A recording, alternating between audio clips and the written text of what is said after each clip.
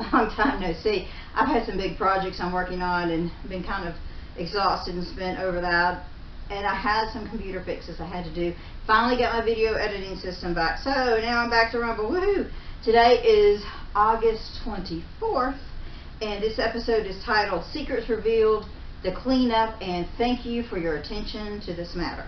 For those of you that want the latest headlines, I have a live stream that's now recorded, but it's on Facebook, and I have all the latest headlines and up-to-date news on that one. What I'm doing with this particular channel is I'm going a little bit more in depth on some of the news stories because, as you know, the mainstream legacy media doesn't do that.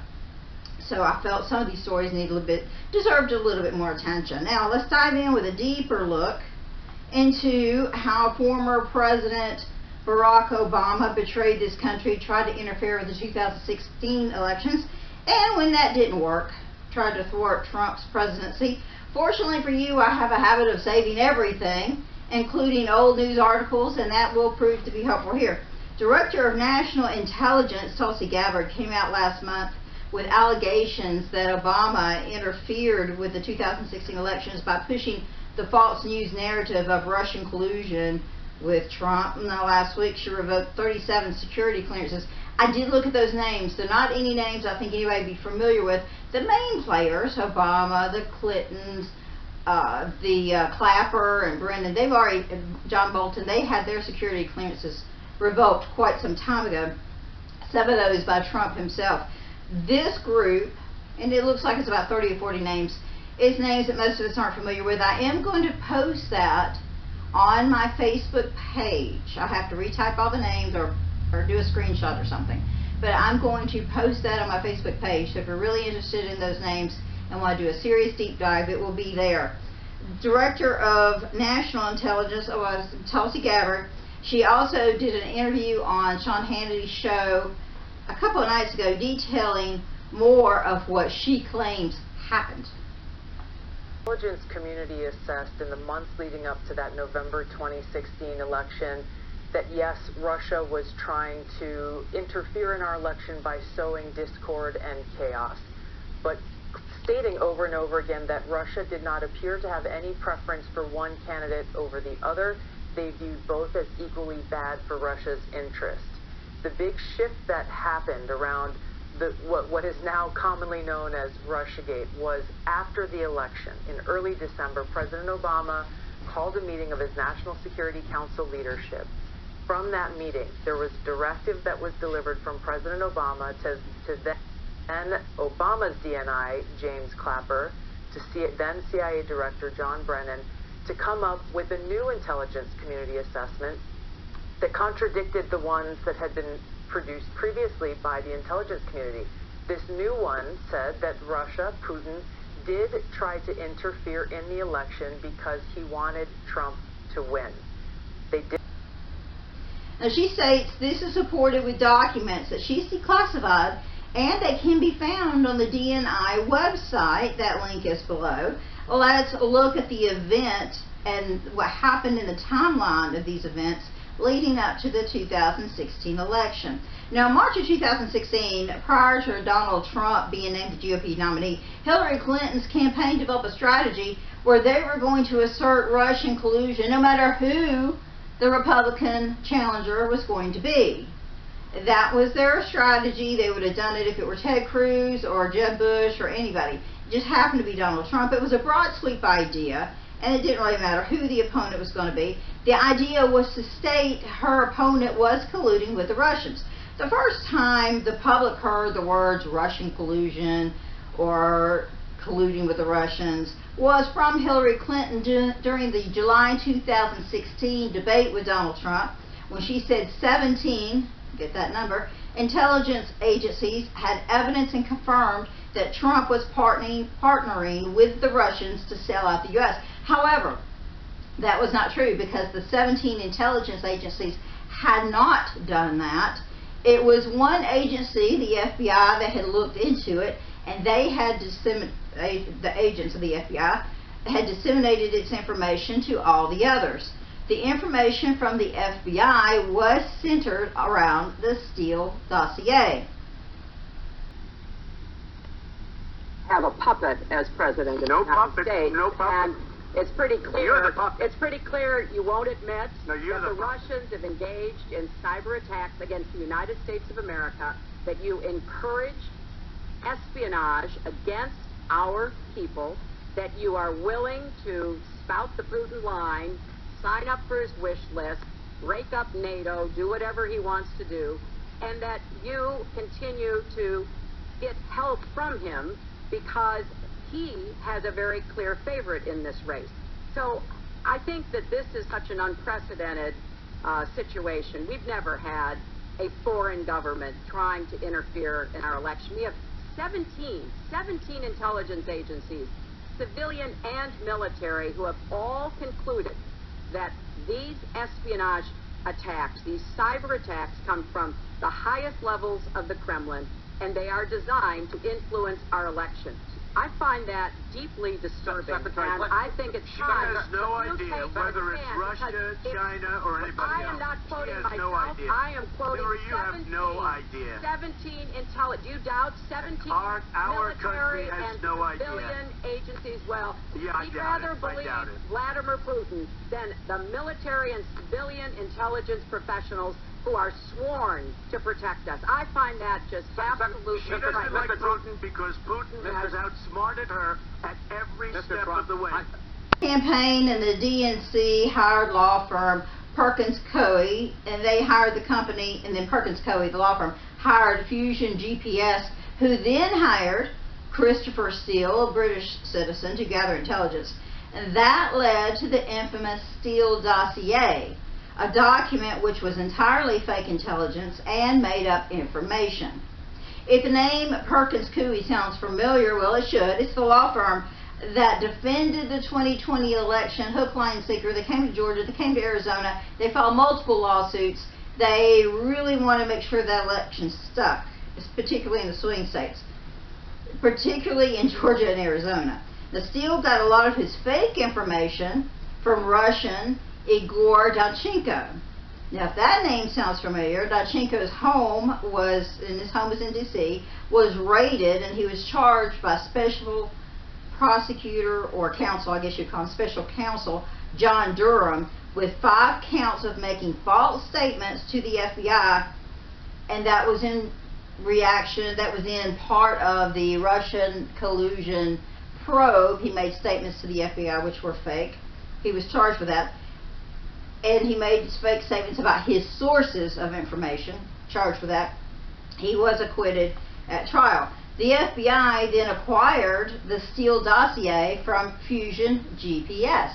So Clinton campaign and the DNC paid for the dossier that eventually went to the FBI. The first media to report on the Steele dossier was BuzzFeed, using information given to it by anonymous sources in late December of 2016. Remember what Gabbard said about the Obama meeting occurring in early December. Could that be what Peter Strzok meant when he told lover Lisa Page there was an insurance plan against Trump becoming president? By the time Trump took office, other media had picked up on the story. A story came out again through anonymous leaks that FBI Director James Comey had shown the dossier to Trump shortly after he became president. Comey said that he did indeed show that to Trump, but he did it to show Trump what fake information looked like compared to real intel. So at that point, Comey was admitting the dossier was not legitimate because he told the press it was a fake intel leak, fake intel source, and that's why he was showing it to President Trump. What most people don't know is that the FBI used the BuzzFeed article based on the information the FBI gave them about the dossier as collaborating evidence to get FISA warrants against Carter Page and others. Under current laws, there is supposed to be credible evidence to get a secretive FISA warrant. A FISA warrant is where the FBI can wiretap you and have surveillance on you without you knowing. And it allows wiretapping and the increased surveillance. Judges already ruled the Steele dossier wasn't credible. So they wanted credible sources to issue FISA warrants. So what the FBI did was they used the BuzzFeed article where they fed information about the dossier to BuzzFeed as a credible source because they published a story in order to get the FISA warrants. Comey later leaked classified information through an academic friend to, I believe it was the New York Times. He was never charged with that, even though he admitted to it in congressional hearings. Special Counsel Robert Mueller, whose subpoena was withdrawn this past week because he now has dementia, how convenient, was appointed by Deputy Attorney General Rod Rosenstein. They did this using shoddy intelligence, little pieces of intelligence gathered from places that intelligence professionals refused to reference previously because they knew it was substandard and did not meet the quality and the credibility that is expected of them as intelligence professionals. And they used the Steele dossier, knowing John Brennan knew, James Clapper knew, others within the intelligence community knew that the Steele dossier was a political manufactured document intended to be weaponized against then candidate Donald Trump. Well, Donald Trump won the election. The American people voted for Donald Trump in 2016. So these intelligence leaders, and John Brennan and James Clapper and James Comey, then director of the FBI, then used this Steele dossier as a source for this Obama-directed new intelligence assessment. Again, stating and alleging that Putin, Russia, tried to help Trump win the election, clearly showing a preference. Don't remember, Rosenstein was the one who wanted to wear a hidden mic in the Oval Office with Trump to, quote-unquote, get Trump. He later said he was joking. They couldn't let Trump be president. He wasn't one of them. He wasn't approved by the powers that be. Remember, Trump came out of nowhere in the campaign. The GOP had anointed Jeb Bush. The deep state, which includes unelected bureaucrats, the media, and the likes of George Soros and others, orchestrated for Hillary Clinton to win. It was part of a 16-year plan that included Obama's 8 years of presidency and supposedly 8 years of Hillary Clinton to destroy America, ultimately to get rid of our Constitution, or at least make it so weak that we wouldn't have any rights at all, and push us into a global government. More on that in another podcast. Now, it sounds crazy, but when you look at what all Obama and Clinton did and what happened over the past 10 years or so, it's not so far off the beaten path. All in hundreds of pages of documents that I've declassified and released that show point by point exactly what happened through this timeline that showed this very dangerous thing that occurred in the creation of Russiagate, the creation of this manufactured intelligence assessment that essentially had the intent of undermining the voices and votes of the American people who elected Donald Trump. They were not happy with the outcome of that election, and so they created this politicized, weaponized piece of fake intelligence that, as you mentioned, then went on to serve as a foundation for everything that came after, the multiple investigations, the years-long Mueller investigation, 2 congressional impeachments, investigations in the raid at Mar-a-Lago. The list goes on and on. Ultimately, the real crime here was against the American people, because this action singularly undermined the integrity of our democratic republic. That didn't work. The Dems had to open the borders for 12 million illegals to invade. There were 3 purposes here. One is they would raise the population numbers in order to get more Democratic House seats.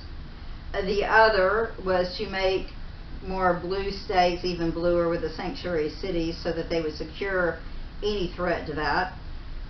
And then another was to, and this goes part with getting the House seats, the illegals were included in census, so that would in effect increase their population, not just to get more House seats, but to get more government money for services. Because they were lower income, they could count that toward their need for services and get more federal money. They had already done all the gerrymandering they could do in places like California and New York, so they had to get more House seats to maintain a permanent Dem majority, no matter how the rest of the country votes. Illegals would also have been allowed to vote because they were provided with fake documents and Social Security numbers. In fact, many states are now reporting that illegals did vote in their states. They have arrested a few of them. Most blue states have wild and loose voting laws where you don't need to show an ID and can mail in your vote. California is pushing for illegals to vote in local elections. Settling illegals in key red states like Texas, Georgia, Florida, and Ohio could also help Dems because they would be told to vote Democratic and turn those states completely blue. Many of these illegals are criminal aliens, and they could provide the Dems with necessary criminal activity that would throw cities and elections into chaos. They could be protesters, set fire to buildings, assault people. They could dress like MAGA and commit crimes pretending to be MAGA supporters. The possibilities truly are endless. These are some of the reasons that Trump has hit the illegal aliens and human trafficking rings very hard. Most don't realize that the deportations are also leading to many human and child trafficking rings. In the past 3 months, federal authorities have broken up at least 10 notable rings since Trump took office, arresting around 655 people, rescuing more than 2,100 people, including many children in that. According to numbers, ICE and other law enforcement agencies have so far found the location of some 13,000 of the estimated 323,000 children whose locations were lost after they were turned over to U.S. officials when they came across the border. Speculations are that children were turned over to many people claiming to be parents or sponsors, but they remain unvetted. Biden's government didn't vet them. These children or families missed court dates, and that's what put them on a missing list because they do not have a location of where these kids are. ICE, DEA, and other agencies are currently hitting the roads in Texas to stop traffickers. Sanctuary cities, specifically LA, New York, Chicago, and Boston, and many smaller cities in California, going to flea markets and Home Depots and farms. That's how children were found working as slave labor in a marijuana field in Governor Newsom's California. New York City has been a focus with officers looking in restaurants. They've also hit the Midwest, looking in manufacturing plants. Some 100 illegal aliens were found hiding in freezer space of one plant. Let's take a look at some of the ICE activity. Doors popping open. Got people getting out. 1, 2, 3. Police driving over the curb. Oh my goodness. What? This is insane.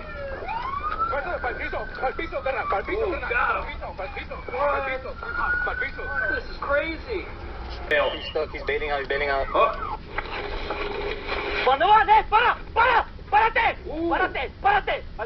How many people are in this car? Oh, look, you can see them running away here in the dust. Got someone getting out of the passenger side.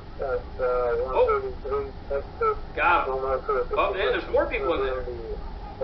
There's like 10 people in this thing. Okay. Yeah, that's why I don't know if you see all the border patrol and all the highway patrol all up and down the road. You don't have none of that stuff in here, do you? All right. Would you consent to just opening it up and showing us what's back there? Sure. I appreciate it. Let's do that right quick. We'll knock that out, and I'll get you identified. Make sure you're carrying your license with you in the tincher, okay? Here we go. What do you think's in there? Oh, man, no good. All right, go ahead and place your hands behind your back for me. Wow. There's a whole bunch of people lying down there. It's kind of hard to see on the camera, but you'll see them in a second. Yeah. Now they're going to go inside the truck. Oh, look at that. Whole bunch to make a break for it. Interesting.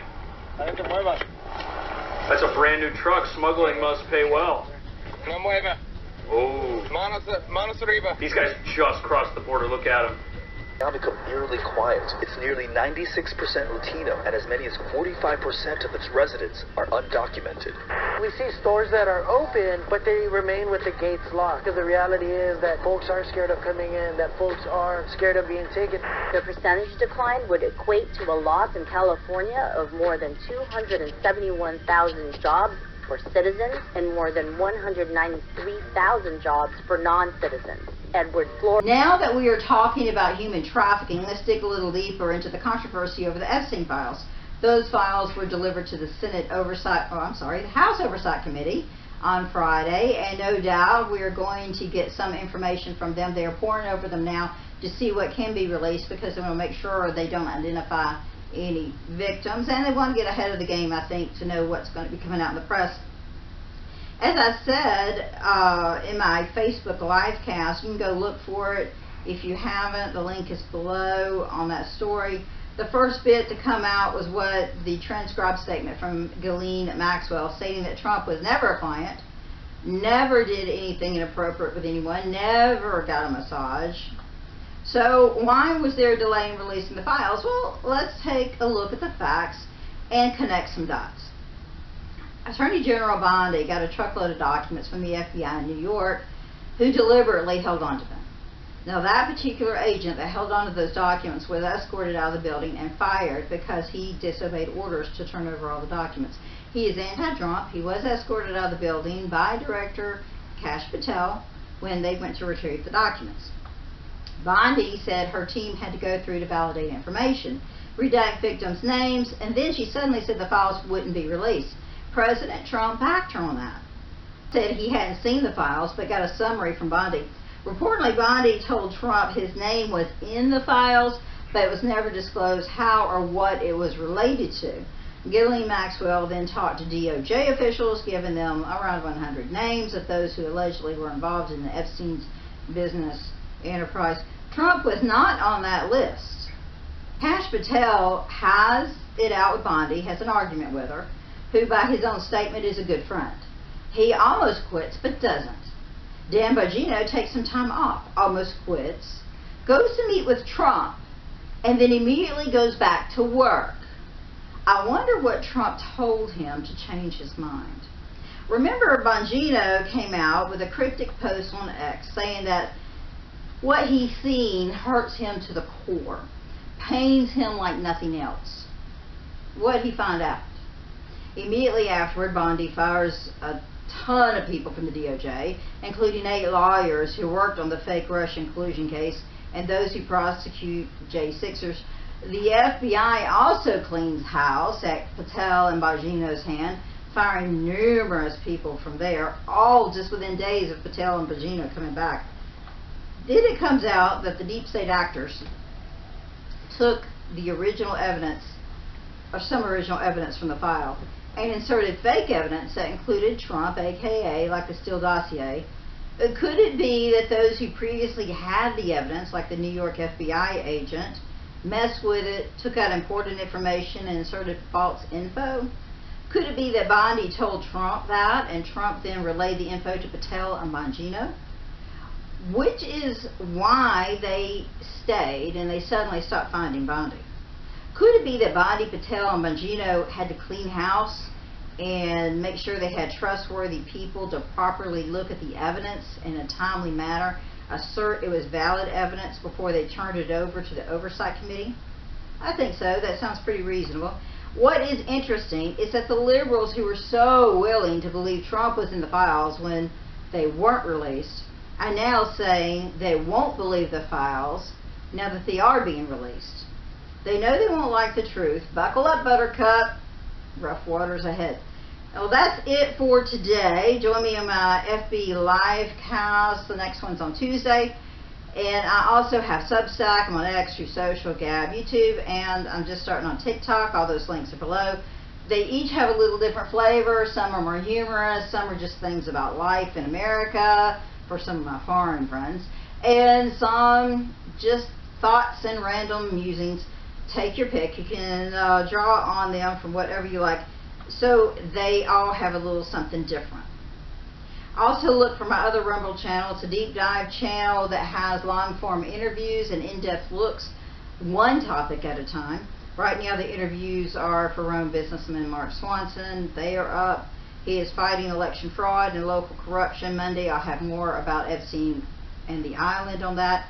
Also, just to plug Mark Swanson again, I have several stories about him coming up tomorrow on Georgia Media Group's webpage. I had done a lot of stories. There was one I was kind of holding on to, waiting for the right moment, and I think that time is now. And he's also an event. I've got some quotes from him about some legal action going on. For those of you who don't know, Mark Swanson is a Rome businessman and a former banker who was arrested at a commission meeting because he wanted to speak his mind and they didn't let him, and he supposedly was arrested for going over 3 minutes. But there's no rules that say for sure that going over 3 minutes amounts to an arrest warrant. So it's a very interesting situation. My past stories on him are on Georgia Media Group. That link is also below. You can go on there and read those stories and then read my new stories that come up on Monday. That's it. Have a good weekend, everyone. I'll see you Tuesday right here.